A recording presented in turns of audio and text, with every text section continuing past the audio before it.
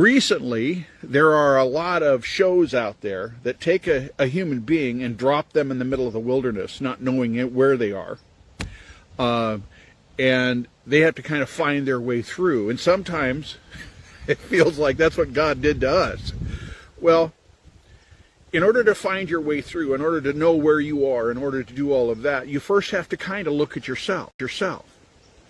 I'm going to be doing a workshop.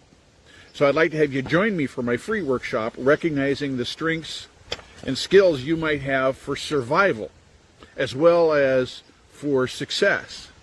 Around November 2nd, I will also be simulcasting online, so you can join from anywhere.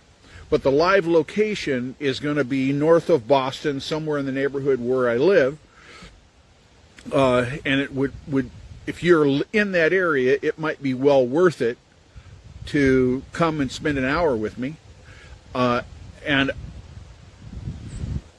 if you're not able to do that, there's going to be an online address. So like this, respond, whatever, and I'll get back to you when I have more details. But I wanted to let you know that. But then I also want to carry on with the rest of this discussion. So if you want to build a house, before you build the foundation, don't you at least need to have a location? Well, the problem with progressing, with doing something, with being able to move forward in life, is that a lot of people don't know who they are. Hey, Michael, good to see you again. So most people don't know where they are.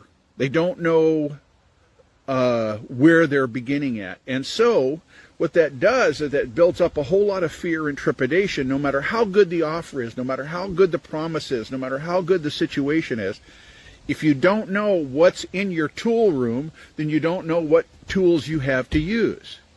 And so this workshop that I'm going to be doing is going to be about how you can begin to understand you, and how you can know, if this happens, I can do this. If this happens, I can do this. I'm not talking about ambiguity here. I'm going to give you specifics, ways for you to discover what you have on your wall of tools.